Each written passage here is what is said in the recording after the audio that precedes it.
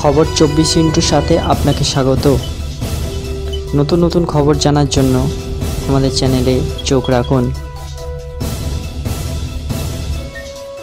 দীর্ঘ অপেক্ষার অবসান কাটিয়ে অবশেষে নতুন রূপে সেজে উঠল বজবজ ট্রাঙ্ক রোড অর্থাৎ বিবিটি রোড, যেটি প্রায় 7 কিলোমিটার দীর্ঘ। বাটা মোড় থেকে ঝিঞ্জিরিয়া বাজার পর্যন্ত বিস্তীর্ণ এই রাস্তা বিগত কয়েক বছর ধরে বেহাল অবস্থায় ছিল। বারংবার সেই রাস্তার প্যাচওয়ার্ক করা হলেও কয়েক মাসের মধ্যেই সেই রাস্তা আবারও তার অতীতের রূপে ফিরে যেত, যার ফলে রাস্তার ওপর দিয়ে যাওয়া নিত্যযাত্রী সহ স্থানীয় মানুষজনদের ক্ষোভের মুখে পড়তে হয়েছে পৌরসভার পৌরপ্রধান অর্থাৎ বিধায়ক থেকে শুরু করে প্রতিটি জনপ্রতিনিধিদের। পরে মহেশতলা বিধানসভার বিধায়ক নানা দপ্তরে জানালেও কাজ হয়নি। পরে ডায়মন্ড হারবার লোকসভা কেন্দ্রের সাংসদ অভিষেক বন্দ্যোপাধ্যায় খবরটি পেয়ে তৎক্ষণাৎ তিনি এই বজবজ ট্রাঙ্ক রোডটি নতুন রূপে গড়ে তোলার ব্যবস্থা করেন। 25শে ফেব্রুয়ারি আনুষ্ঠানিকভাবে মহেশতলা বাটা মোড়ে অভিষেক বন্দ্যোপাধ্যায় বজবজ ট্রাঙ্ক রোড এবং মহেশতলা 40 মিলিয়ন গ্যালন পানীয় জল সরবরাহ প্রকল্পের উদ্বোধন করলেন। যে জল প্রকল্পের মাধ্যমে শুধু মহেশতলা নয়, মহেশতলার পাশাপাশি বজবজ পূজালির মানুষও বেশ উপকৃত হবেন। মহেশতলাবাসীর দীর্ঘদিনের দাবি এই বজবজ ট্রাঙ্ক রোড নতুন রূপে সেজে ওঠার ফলে সত্যিই বেশ খুশি সমগ্র মহেশতলাবাসী। অনুষ্ঠান মঞ্চ থেকে সাংসদ অভিষেক বন্দ্যোপাধ্যায় কেন্দ্রীয় সরকারকে নিশানা করে বললেন, রাজ্যের দেওয়া লক্ষ্মী ভাণ্ডার এবং বার্ধক্য ভাতায় কেন্দ্র যদি 10 পয়সাও দিয়ে থাকে তাহলে আমি রাজনীতির আঙিনায় আর পা রাখবো না। তিনি এও বলেন, রাজ্য সরকার বলেছেন প্রায় 59 লক্ষ 100 দিনের কর্মচারীদের টাকা কেন্দ্রের কাছে হাত না পেতেই সরাসরি কর্মচারীদের ব্যাংক অ্যাকাউন্টে পৌঁছে দেবে রাজ্য সরকার। বাংলার বঞ্চনাকে সামনে রেখে লড়াই করছি। যারা এই বঞ্চনার বিরুদ্ধে বিজেপির বিরুদ্ধে সামিল হতে চান তারা আসতে পারেন, কিন্তু তৃণমূল কংগ্রেস মানুষকে সংগঠিত করে লড়াই করছে, সেই কারণেই নাম দিয়েছে জনগর্জন সভা। সুতরাং এখানে আলাদা করে কাউকে আহ্বান আমরা জানাচ্ছি না, আমরা প্রত্যেকটা মানুষকে আহ্বান করছি, প্রত্যেকটা মানুষকে আমরা অনুরোধ করছি, তাদের কাছে আবেদন রাখছি যে জাতি বর্গ বর্ণ দলমত নির্বিশেষে বাংলার স্বার্থে আপনারা ব্রিগেড প্যারেড গ্রাউন্ডে আসুন, নিজের চোখে দেখুন, কারোর কানে বিশ্বাস করতে হবে না যে বিজেপি জোর জবরদস্তি বাংলার মানুষের বাড়ির টাকা কিভাবে আটকে রেখেছে, 100 দিনের টাকা কিভাবে আটকে রেখেছে। বাংলা একমাত্র রাজ্য যেখানে পরপর দুটো অর্থবর্ষে 21-22, 22-23 1 পয়সা 100 দিনের প্রকল্পে বরাদ্দ করা হয়নি। উল্টে আমাদের রাজ্য সরকার কর্মশ্রী প্রকল্প শুরু করেছে, পরের অর্থবর্ষ থেকে শুরু হবে এবং সেটা 50 দিন কাজ সুনিশ্চিত করবে জব কার্ড হোল্ডারদের। এটা তো সংবিধান স্বীকৃত আইনসভায় পাস হওয়া আইন। 15 দিনের বেশি আপনি 100 দিনের কাজের টাকা আটকে রাখতে পারেন না, সেখানে 2 বছর ধরে অর্থাৎ 730 দিনের বেশি আপনার টাকা বন্ধ। আমরা মানুষকে অনুরোধ করছি যে কিভাবে প্রধানমন্ত্রী 2022 সালে বলেছিল যে প্রত্যেকটা ভারতবর্ষের নাগরিকের পাকা ছাদের ব্যবস্থা আমার সরকার করবে। আজকে 2024-এর ফেব্রুয়ারি, 2 বছর অতিক্রান্ত হয়েছে, আমরা 2024-এ রয়েছি, তারপরেও বাংলার একটা মানুষের বাড়ির টাকা এরা ছাড়েনি। এবং আমাদের সরকার বলেছে যে আমরা 1 মাস 1.5 মাস সময়সীমা এদেরকে দিচ্ছি। মুখ্যমন্ত্রী নিজে বিধানসভায় দাঁড়িয়ে বলেছেন তারপরেও যদি এরা টাকা না ছাড়ে বাংলা কারোর কাছে হাত পাতবে না, আমরা এদের দাবিকে অগ্রাধিকার দিয়ে নিশ্চিতভাবে দেখব। সুতরাং এই যে 100 দিনের টাকা যেটা কেন্দ্রের দেওয়ার কথা সেটা দিচ্ছে রাজ্য, রাস্তার টাকা দিচ্ছে রাজ্য, লক্ষ্মীর ভাণ্ডার দিচ্ছে রাজ্য, মানবিক দিচ্ছে রাজ্য, বয়স্ক ভাতা বার্ধক্য ভাতা দিচ্ছে রাজ্য, কন্যাশ্রী যুবশ্রী, একের পর এক এই জনকল্যাণমূলক প্রকল্প, জল কল রাস্তা, এই যে বিশাল কর্মযজ্ঞ, এই প্রত্যেকটা টাকা যেখানে কেন্দ্রের টাকা দেওয়ার কথা আজকের দিনে দাঁড়িয়ে সেখানে রাজ্যের বকেয়া পাওনার পরিমাণ এবং পরিসংখ্যান হচ্ছে 1,60,000 কোটি টাকা। আমি অক্টোবর মাসে যখন কলকাতায় রাজভবনের বাইরে ধর্ণা করেছিলাম তখন বলেছিলাম 1,15,000। যত দিন যাচ্ছে সংখ্যা বাড়ছে, আজকের দিনে দাঁড়িয়ে বকেয়ার পরিমাণ 1,60,000 কোটি টাকা। এটা বাংলার টাকা। আর 5 বছরে এটা বাংলার মানুষের জানার প্রয়োজন যে 2018 থেকে 23 এই 5 বছরে বাংলা থেকে নরেন্দ্র মোদীর কেন্দ্রের জনবিরোধী বিজেপি সরকার 4,65,000 কোটি টাকা খালি বাংলা থেকে তুলে নিয়ে গেছে। 4,65,000 কোটি টাকা। আসুক না বিজেপির নেতারা, যদি ভুল বলছি। 4,64,000 কোটি টাকা পরপর 5টা অর্থবর্ষে এবং গত 5 বছরে বাংলার মাটি থেকে তুলে নিয়ে গেছে। হঠাৎ করে মনে হলো আধার ক্যান্সেল।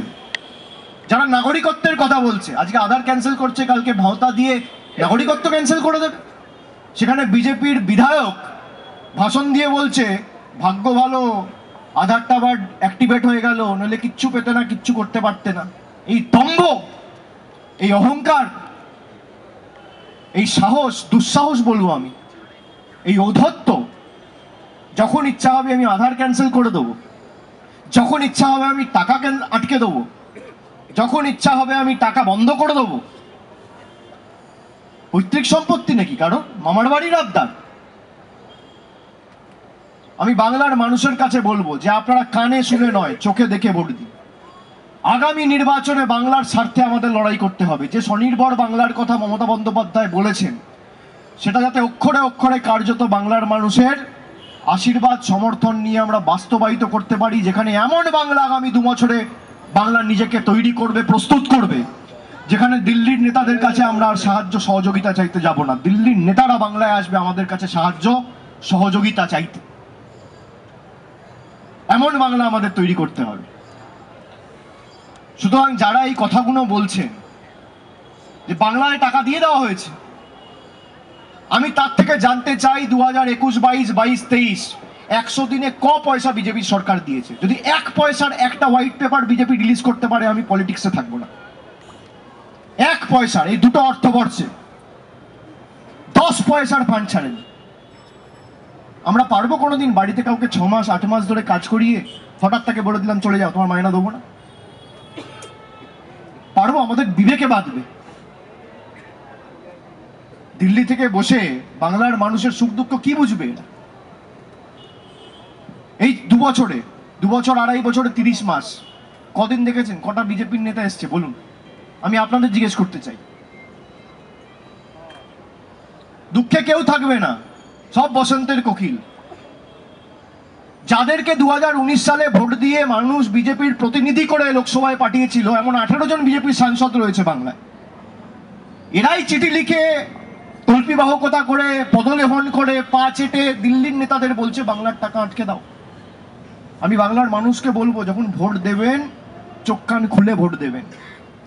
2014 থেকে 2019 তৃণমূলের 34টা সাংসদ ছিল, মোদী প্রধানমন্ত্রী ছিল, আপনার টাকা আটকাতে পারেনি। আর 19 থেকে 24 যেই বিজেপির 18টা সাংসদ পাঠিয়েছেন, বাংলার সব টাকা বন্ধ। যাদেরকে সাংসদ বিধায়ক করেছেন, আপনার ভোটে কেউ সংসদে প্রবেশাধিকার পেয়েছে, কেউ বিধানসভায় প্রবেশাধিকার পেয়েছে, তারাই চিঠি লিখে বলছে, তদবির করে বলছে যে বাংলার টাকা বন্ধ করে দিতে হবে। আপনি দেখাতে পারবেন আমরা কোথাও হেরেছি, আমরা টাকা বন্ধ করেছি? আপনি দেখাতে পারবেন? আমি এই জেলার কথাই বলছি, ধরুন ভাঙড়, একমাত্র বিধানসভা যেখানে তৃণমূল কংগ্রেস পরাজিত হয়েছে এই জেলায়। আপনি ভাঙড় থেকে একটা লোক আমাকে দেখান, একটা মহিলা দেখান, একটা মা দেখান, একটা দিদি দেখান, একটা বৌদি দেখান যে বলতে পারে লক্ষ্মীর ভান্ডার পাচ্ছি না। আমরা কুচবিহার, জলপাইগুড়ি, আলিপুরদুয়ার একাধিক বিধানসভায় পরাজিত হয়েছি। আপনি আমাকে খুঁজে এনে দেখান একজন মা, একজন বৌদি যে বলতে পারবে আমি লক্ষ্মীর ভান্ডার পাচ্ছি না, বা মমতা বন্দ্যোপাধ্যায় জবে থেকে ঘোষণা করেছে আমি লক্ষ্মীর ভান্ডার পাইনি। একটা বিজেপির নেতাদের বলবো, অনুবীক্ষণ যন্ত্র দিয়ে খুঁজুন, পাবেন না। এটাই পার্থক্য। আমরা যখন নির্বাচিত হয়েছি, আমাদের সবার কিছু দায়বদ্ধতা রয়েছে।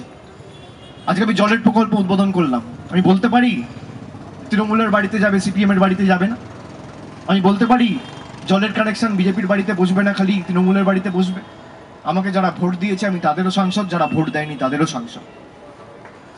এটাই আমাদের কর্তব্য। আপনি বলতে পারবেন যারা লক্ষ্মীর ভান্ডার পাচ্ছে খালি তৃণমূল করেছে বলে পাচ্ছে? 2,12,00,000 মানুষের, 2,12,00,000 মহিলাকে সরাসরি ডিবিটির মাধ্যমে মমতা বন্দ্যোপাধ্যায়ের সরকার 25,000 কোটি টাকা ব্যয় করে প্রতি বছর লক্ষ্মীর ভান্ডার দিচ্ছে। প্রত্যেকটা দলের প্রতিনিধি আছে, এটাই হওয়া উচিত। সেখানে বিজেপি সরকার বাংলায় হেরেছে বলে বাংলার টাকা বন্ধ। আপনার টাকার দরকার নেই, আপনার টাকার জন্য আমরা বসে নেই, আমরা নিজেরা করে নেবো। আর এমন সুনিশ্চিত করবো যে বাংলা থেকে 10 পয়সা আপনি আগামী দিন তুলতে পারবেন না। যে ভাষায় বোঝে, আমি মনে করি তাকে সে ভাষায় জবাব দেওয়া উচিত। যে বিক্ষোভের ঘটনাগুলো উঠে আসছে সত্যি কি মিথ্যা সেটা পুলিশ বা তদন্তকারী সংস্থা যাচাই করবে। কিন্তু আমি আবার বলছি ব্যর্থহীন ভাষায়, যদি কেউ কোনো রকম অন্যায়ের সাথে যুক্ত থাকে তৃণমূল কংগ্রেস সরকার এবং রাজ্য পুলিশ প্রশাসন তার বিরুদ্ধে কঠোর থেকে কঠোরতম সব ব্যবস্থা গ্রহণ করবে। এবং এই যে অভিযোগগুলো উঠছে, আমি প্রশ্ন করতে চাই, আমি ধরে নিলাম যে মহিলারা হয়তো ভয়ে বলেনি, বিজেপির যারা স্থানীয় নেতা ছিল 2016 অবধি তো সিটটা সিপিএম এর ছিল, 2016 অবধি তো সন্দেশখালীতে সিপিএম এর প্রতিনিধি ছিল, 2016 অবধি সিপিএম এর বিধায়ক ছিল। এই সিপিএম এর নেতা, বিজেপির নেতা বিকাশ সর্দার, নিরাপদ সর্দার, এরা কেন বলেনি প্রকাশ্যে মুখ খুলে? আজকে যারা বলছে, এই যে শুভেন্দু অধিকারী বলছে, সুকান্ত মজুমদার বলছে শেখ শাহজাহান, আপনি দেখুন না গণমাধ্যমে, সংবাদ মাধ্যমে, সোশ্যাল মিডিয়ায় একাধিক ছবি পাবেন শুভেন্দু অধিকারীর সাথে শেখ শাহজাহানের। তখন কেন বলেননি? আমি ধরে নিলাম তৃণমূলে ছিলেন তাই বলতে পারেননি। 20-তে আপনি বিজেপি জয়েন করেছেন, 21-এ কেন বলেননি? 22-এ কেন বলেননি? 23-এ কেন বলেননি? কেন বলেননি? আমার প্রশ্ন। নিরাপদ সর্দার তো সন্দেশখালীতে থাকে, বিকাশ সর্দার তো সন্দেশখালীতে থাকে, তা তারা চারটে সংবাদ মাধ্যম ডেকে বা একটা চিঠি করে রাজ্য প্রশাসনকে জানায়নি কেন, বা ডেকে বলেনি কেন? কেন করা হয়নি আমার প্রশ্ন। এই প্রশ্নটা আমার মনে রয়েছে। তো অভিযোগ যদি ওঠে, কারোর বিরুদ্ধে অভিযোগ থাকলে রাজ্য পুলিশ প্রশাসন ব্যবস্থা নেবে। কিন্তু কেউ যদি ভাবে আমি আগুন লাগিয়ে অশান্ত করে মানুষকে ভুল বুঝিয়ে বিভ্রান্তিকর পরিস্থিতি তৈরি করে চারিদিকে মিথ্যে কথা বলে বিভাজন বৈষম্য তৈরি করে রাজনৈতিক ফায়দা লুটব, মানুষ এর বিরুদ্ধে আগামী দিন জবাব দেবে। এরা আগেও চেষ্টা করেছে, এরা মানুষ, একটা বাংলায় কথা আছে না, ঠকে শেখা উচিত। এরা ঠকে শেখে না। এরা যে অন্যায় অবিচার করে গেছিল, যে কায়দায় বাংলা লুট করে, যে কায়দায় বাংলাকে জোর জবরদস্তি গাজোয়ারি করে গায়ের জোরে দখল করতে চেয়েছিল, মুখ থুবড়ে পড়েছে 21 সালে। তারপরে একই জিনিস করছে এবং তার প্রতিফলন আপনারা ভোটের বাক্সে দেখতে পাবেন। সুকান্ত মজুমদার, শুভেন্দু অধিকারী, অগ্নিমিত্রা পাল, একদিন যাচ্ছে এনএইচআরসি, একদিন যাচ্ছে প্রোটেকশন রাইট কমিশন। এরা হাইকোর্টে আবেদন করে একদিনই সবাই যাচ্ছে না কেন? সুকান্ত মজুমদার যেদিনকে যাবে বা শুভেন্দু অধিকারী যেদিনকে যাবে, পরের দিন সুকান্তকে যেতে হবে। সুকান্ত যেদিনকে যাবে, পরের দিন শুভেন্দুকে যেতে হবে। তার কারণ কি? নরেন্দ্র মোদী বলে দিয়েছে দিল্লি থেকে, বহিরাগত বাংলা বিরোধীরা বলে দিয়েছে দিল্লি থেকে যে আমি 8 তারিখ আসছি, ইস্যু যেন বেঁচে থাকে। একদিনে যাক না, কে বারণ করেছে? আর আপনারা তো একটা কাউন্সিলর গেলেও এখন পিছনে পিছনে ক্যামেরা নিয়ে দেখাবেন। তো সন্দেশখালীতে কি আছে? পাতি কথা। সন্দেশখালীতে এখন আপনার লাইম লাইট আছে, লাইম লাইট নিতে সবাই ছুটছে। ছুটুক, হবে, যখন হবে আপনাদেরকে জানানো হবে।